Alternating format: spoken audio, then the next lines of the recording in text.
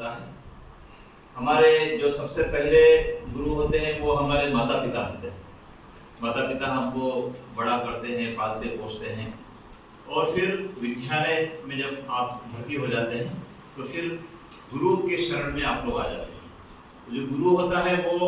हमेशा अपने विद्यार्थी को सही मार्ग दिखाने का काम करता है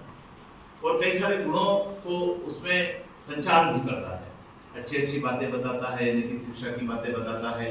और गुरु का प्रयास रहता है कि उसके जितने भी शिष्य हैं वे चरित्रवान बने, अनुशासित बने और जीवन में निरंतर उन्नति की ओर अग्रसर हो, ऐसा गुरु का प्रयास रहता है। तो अपने विद्यालय में जब आप रोज आते हैं तो आपको बहुत सारी अच्छी अच्छी बातें सिखाई जाती है,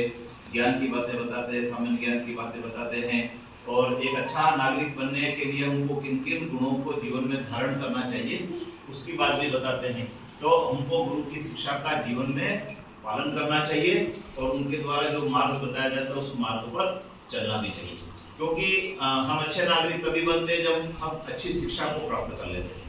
और अच्छी शिक्षा कौन सी शिक्षा होती है? न केवल अक्षर ज्ञान वाली, बल्कि वो शिक्षा जिसमें चरित्र निर्माण भी शामिल हो,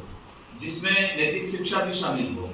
जिसमें हमको ये जानने को मिले कि हमारे कौन कौन विद्वान हुए हैं, उन्होंने क्या काम किए हैं, उनकी शिक्षाओं को यदि हम जीवन में ग्रहण करते हैं, आत्मसात करते हैं, उनको अपनाते हैं, उन पर चलते हैं, तो फिर हमारा जीवन भी सार्थक होता है और एक अच्छे नागरिक बनकर विद्यालय से निकलते हैं। और जो विद्यालय से अच्छा नागरिक बनकर निकलता है वो परिवार में, समाज में भी अच्छा नागरिक बनकर कार्य करता है, ठीक है, और उसकी पुष्परत भी होती है। तो गुरु पूर्णिमा के इस पर्व पर हम लोग अपने सभी गुरुओं को प्रणाम करते हैं और ईश्वर से कामना करते हैं कि ईश्वर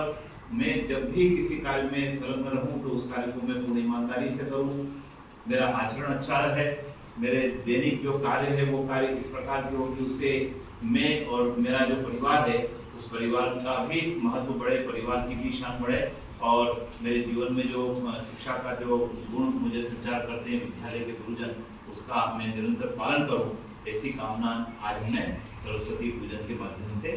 की है। ठीक है, तो आप सबको गुरु पूर्णिमा पर्व की ढेर सारी बधाई, शुभकामनाएं। आप लोग जीवन में खूब उन्नति करें, खूब प्रोग्रेस करें, अपने परिवार का नाम रोशन करें और उच्च नैतिक और चरित्रवान विद्यार्थी बनकर निकलें, जिससे कि समाज में आपकी पहचान भी हो। अब मैं मैडम से अनुरोध करूँगा, मैडम आपको 2 शब्द करेंगे।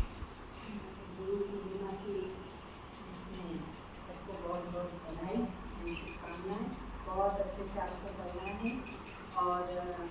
जैसे सर ने बताया कि हमारा पहला माता पिता ही गुरु होते हैं और उसके बाद शिक्षक की बात आती है। तो शिक्षक जितना अपने तरफ से होता है वो तुमको ज्ञान बांटने की कोशिश करते हैं कि तुम अच्छे से अच्छा ज्ञान लो और बहुत अच्छे इंसान बनो, है ना। तो तुम जैसे एक बबूल की लकड़ी की तरह तुम स्कूल में आते हो, लेकिन हमारा प्रयास रहता है कि हम तुम्हें चंदन की लकड़ी की तरह तुम्हें बनाकर स्कूल से दे अपना मतलब तुम बहुत अच्छे इंसान बनो, खूब नाम कमाओ, अपने मम्मी पापा का नाम रोशन करो और